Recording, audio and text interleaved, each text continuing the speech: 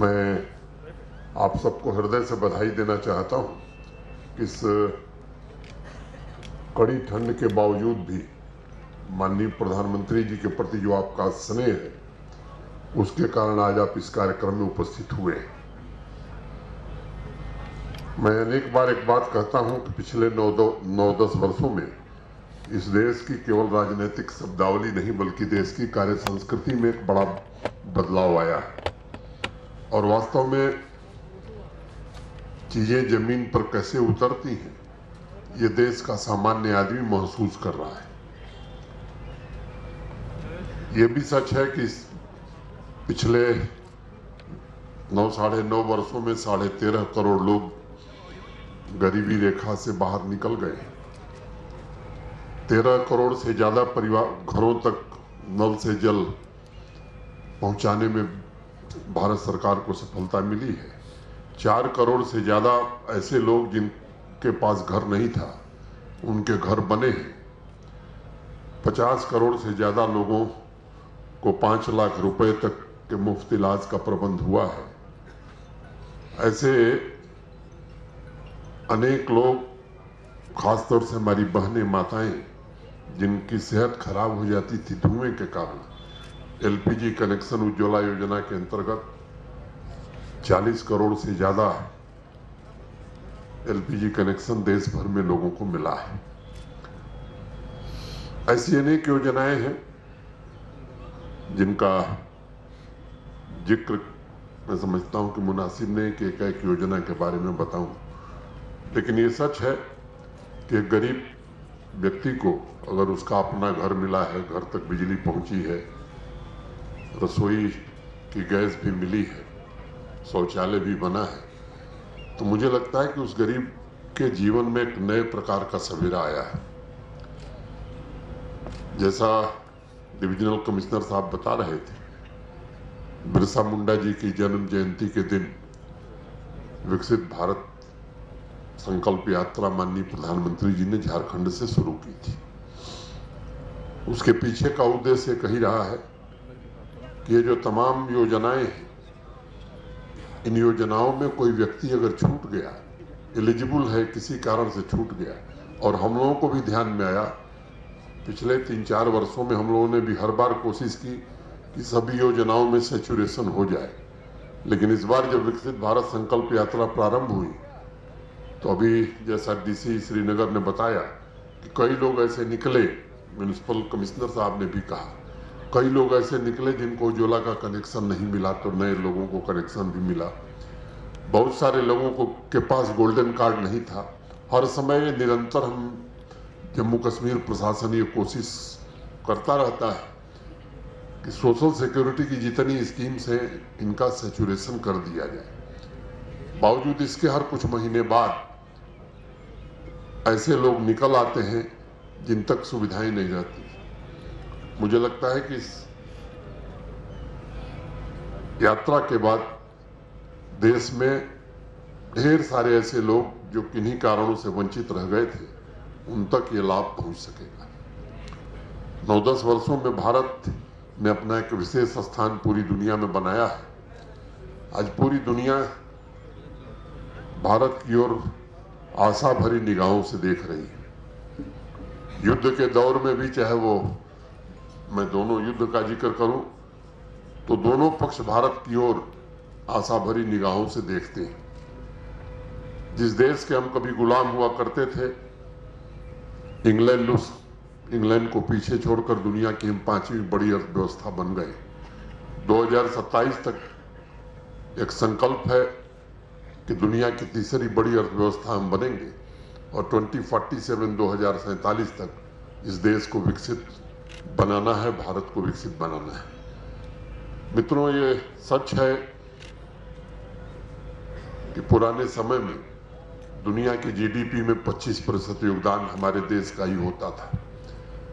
गुलामी के लंबे कालखंड के कारण किन्हीं परिस्थितियों में हम पीछे हो गए। फिर से भारत के नागरिकों का आत्मविश्वास जागृत हुआ है और देश का हर नागरिक, विशेष तौर से हमारी बहनें, बच्चियां और युवा इस संकल्प के साथ आगे बढ़ रहे हैं कि भारत निश्चित रूप से विकसित हो। अब भारत ये 2047 में भारत को विकसित होना है, तो मुझे लगता है कि बिना जम्मू कश्मीर के भारत विकसित नहीं हो सकता है। इसलिए जम्मू कश्मीर के नागरिकों का भी ये नैतिक दायित्व है कि हम भी उस विकास यात्रा में एक विकसित जम्मू कश्मीर बनावें। जब विकसित जम्मू कश्मीर बनेगा तभी विकसित भारत बनेगा। 2047 में मैं समझता हूं कि हम में से बहुत लोग नहीं रहने वाले, लेकिन जो हमारे नौजवान साथी हैं, जो हमारे बच्चे हैं, जो हमारी बच्चियां हैं, निश्चित रूप से वो कैरियर के पीक पर होंगे। तो विकसित भारत बनाने में आपका योगदान भी होगा सबसे ज्यादा, और आप ही मैं समझता हूं कि विकसित भारत को देख सकेंगे। अभी हमने संकल्प लिया है, 5 प्रण किए हैं। मैं आप सबसे निवेदन करना चाहता हूं कि केवल कहने के लिए प्रण नहीं, वास्तव में हम इसे जीवन में उतारें। जो सिपाही, जो सेना का जवान हमारे लिए दिन रात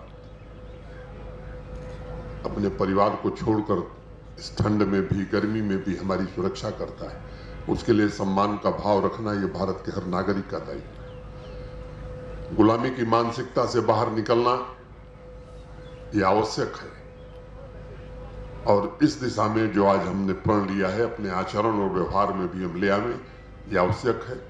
माननीय प्रधानमंत्री जी ने पिछले दिनों के कार्यक्रमों में एक जम्मू की महिला से और एक श्रीनगर बडगांव जिले के 2 लोगों से सीधे बात किया। मैं आपको बताना चाहता हूं कि हमारी जम्मू कश्मीर की आबादी 1% है पूरे देश की, लेकिन अनेक कार्यक्रमों में जम्मू कश्मीर ने अपना विशेष स्थान बनाया है।